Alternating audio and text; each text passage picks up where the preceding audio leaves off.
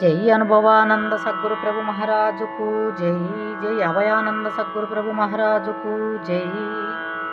సభా విజ్ఞాపన 11వ కందార్థం.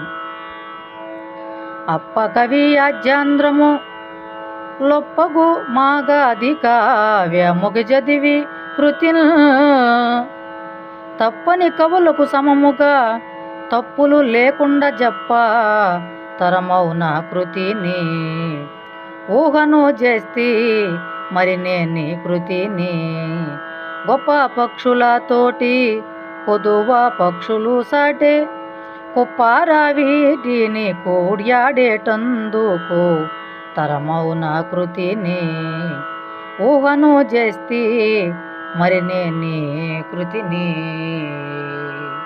జై సద్గురు. జై సద్గురు. భాగవత కృష్ణ ప్రభుదేశ కేంద్రుల వారు రచించినటువంటి శక్తిద్వయ నిరాసకంబకు శుద్ధ నిర్గుణ తత్వ కందార్థ దరువులలో సభా విజ్ఞాపన ఎందు మనం ఈరోజు 11వ కందార్థం. సుకవులైనటువంటి వారిని, ఆ పండిత శ్రేష్ఠులను తనకు ఏమీ కావాలి అనేటువంటి విషయాన్ని స్పష్టంగా అడిగినటువంటి మహనీయులైనటువంటి కృష్ణ ప్రభువులు ఈ కందార్థంలో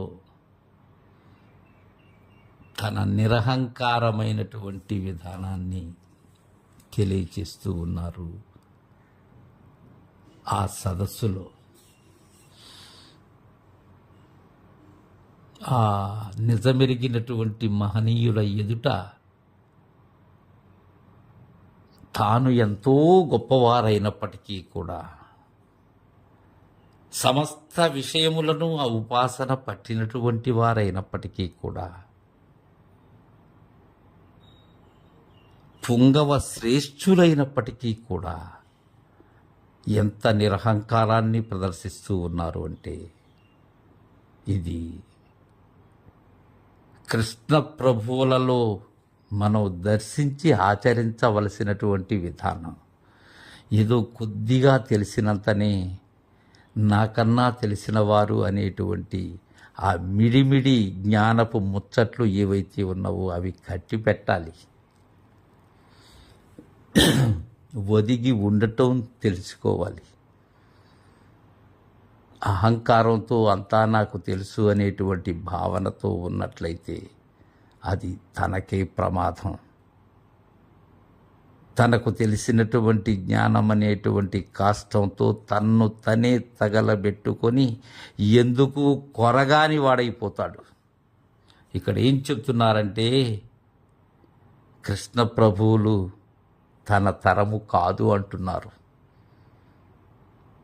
ఇంతటి శివరామ దీక్షిత సిద్ధాంత పద్ధతిని సరిగా చేసినటువంటి మహనీయులు.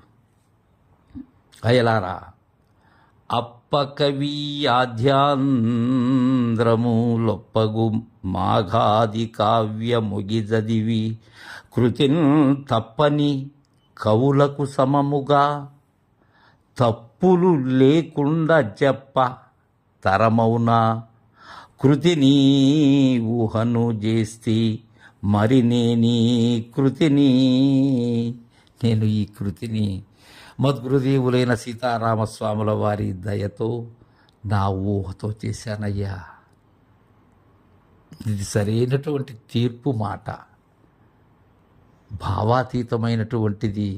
భావము అనే ఉనికిలోనే, తన అంతరంలోనే పెళ్ళుబికేటువంటి భావ పరంపరల సమాహారమే ఈ కందార్థములు. ఏం చెప్తున్నారంటే, అప్పకవీయాధ్యాంధ్రము.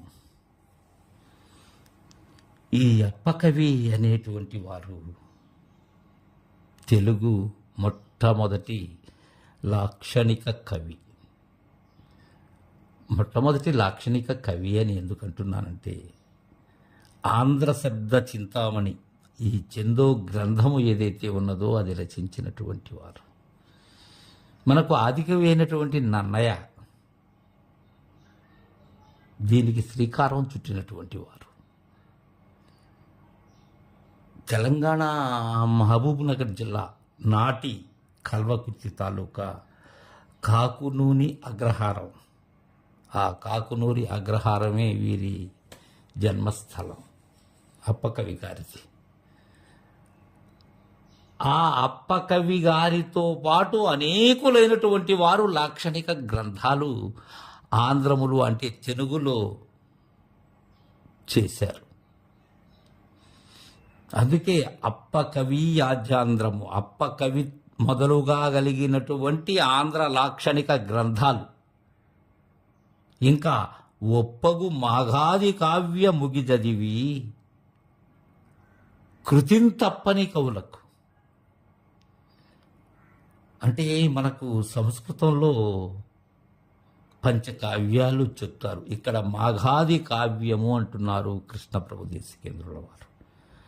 ఈ పంచకావ్యములలో, సంస్కృత పంచకావ్యములలో 3 కావ్యములను కాళిదాసు మహనీయులే రచించారు. రఘువంశము కానీ, కుమార సంభవము కానీ, మేఘ సందేశం కానీ. మిగిలిన 2లో కిరాతార్జునీయం భారవి మహనీయుడు రచించాడు. ఇక ఈ మాఘుడు అనేటువంటి ఆ పండిత, సంస్కృత పండిత శ్రేష్ఠుడు శిశుపాల వధ అనేటువంటి కావ్యాన్ని రచించాడు. అలాంటివి సంపూర్ణముగా చదివి కృతిందప్పని చేసేటువంటి కృతి అది ఎలా ఉంటుందంటే సరిగా ఉంటుంది. ఏ వైపు చూసినా కానీ తప్పినట్లుగా ఉండదు ఎక్కడా కూడా ఆ పదం. ఇక మన తెలుగులోనూ ఉన్నాయి కావ్యాలు. ఎక్కువగా కృష్ణదేవరాయల కాలంలోనే మనకు కావ్యాలు, తెలుగు కావ్యాలు. అల్లసాని పెద్దన రచించినటువంటి మనుచరిత్ర కూడా తెలుగు కావ్యమే. అలానే తెనాలి రామకృష్ణుని పాండురంగ మహత్యం, కృష్ణదేవరాయలు రచించినటువంటి ఆముక్త మాల్యద, తరువాత రామరాజభూషణుడు రచించినటువంటి వసుచరిత్ర, శ్రీనాథుని శృంగార నైషధం, ఇవి తెలుగు కావ్యాలు. ఇవన్నీ కూడా సంపూర్ణముగా చదివి కృతిం తప్పని కవులకు సమముగా, వారైతే ఎక్కడా కూడా ఏది తప్పరు, సరిగా చేస్తారు. అలాంటి కవులకు సమానంగా, వారితో సమానంగా తప్పులు లేకుండా చెప్ప తరమవునా? అది నా తరం అవుతుందా? ఇక్కడ చూడండి, కృష్ణ ప్రభువులు లక్షణయుతముగా రచించినటువంటి గ్రంథములో కూడా తన నిరహంకార ధోరణిని ఈ కందార్థము ద్వారా మనకు తెలియచేస్తున్నారు. ఏదో 2 మాటలు చెప్పటమో లేకపోతే ఏదైనా మనకులో ఉండేటువంటి దానిని ప్రదర్శించటంలో మనం ఎంతో అహంకారంతో ప్రదర్శిస్తాం. ఆ మహనీయులు చూడు, తరమౌన ఊహను చేసి మరి నేను ఈ కృతిని, ఈ కందార్థ రచన శక్తిద్వయ నిరాసకంబైనటువంటి కందార్థముల యొక్క రచన నా ఊహతో చేశాను మద్గురు దేవుని దయతో అని అంటూ ఇంకొక గొప్ప మాట అన్నారు. గొప్ప పక్షులతోటి కుదువా పక్షులు సాటే, కుప్పారా వీధిని కూడ్యాడేటందుకు.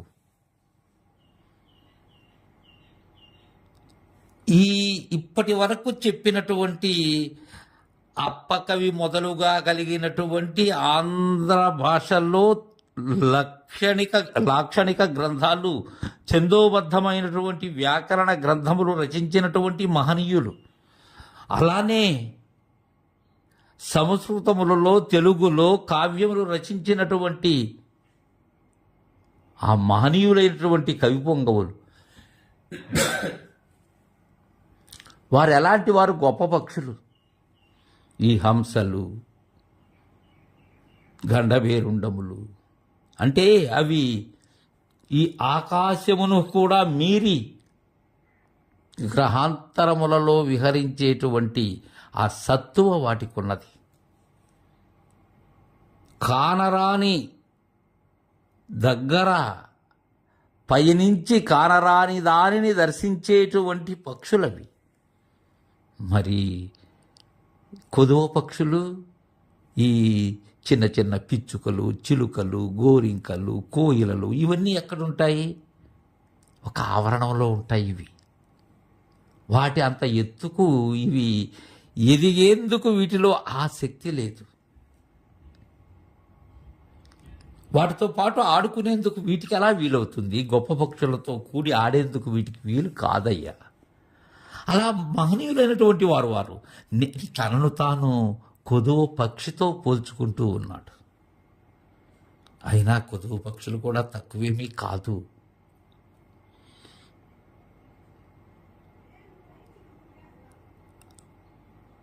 ఈ కొదువ పక్షులు అన్నిటినీ దర్శిస్తూ ఉన్నాయి. అవి గ్రహాంతరములలో వాటికి కావలసిన వాటిని మాత్రమే దర్శిస్తాయి ఇవి. కానీ వాటితో ఆడేందుకు ఈ కొదువ పక్షులకు సాటి కాదు. అలానే మహనీయులైనటువంటి పెద్దలతో సమముగా రచించేందుకు నా తరం కాదు. అయితే నేను ఎలా చేశాను? ఊహలో చేశాను. నా ఊహతో మా గురుదేవులు తెలియజేసినటువంటి దానిని శివరామ దీక్షిత సిద్ధాంత పద్ధతిని అనుసరించి మాత్రమే ఈ కందార్థాల రచనకు పూనుకున్నానయ్యా నేను. అది మాత్రమే నా అర్హత. అంతేగాని నేనేదో పెద్ద వ్యాకరణ లాక్షణిక దార్శనికుడను కాదు అని అహం రహితంతో తెలియజేస్తున్నటువంటి కందార్థం. జై సద్గురు.